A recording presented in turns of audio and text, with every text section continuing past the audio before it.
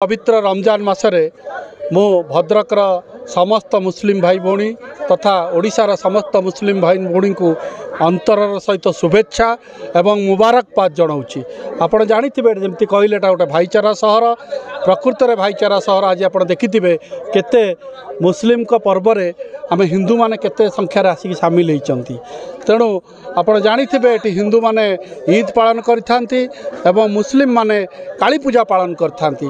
तेणु प्रत्येक वर्ष परी ए वर्ष मध्य रमजान मासरे इफ्तार दि जाइए जोटे कि सेमाने उपवास रहती मास जाक एवं संध्या हेले सेमाने उपवासटा खोलती जोटा कि इफ्तार कह जाए। आज मो सांगे ये जो मैंने आयोजक थिले जाहिद हबीब जानू बाबू तांको मिसेस चेयरमैन जी अच्छा गुलमुखी हबीब और एंटायर टीम हनीफ क्लब समस्त को मु मुबारकबाद दूची।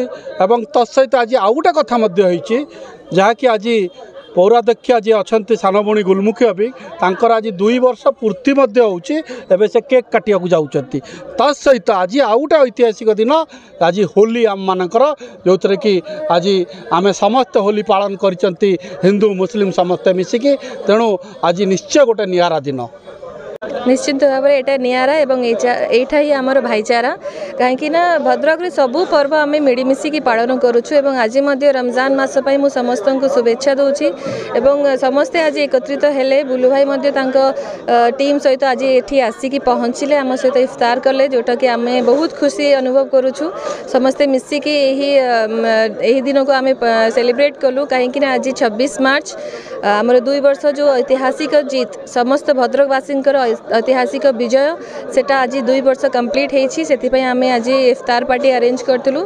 तो से भी समस्त को धन्यवाद देवी जी तांकर सहयोग जो तांकर कोऑपरेशन जो आज ये सब संभव हो पारी।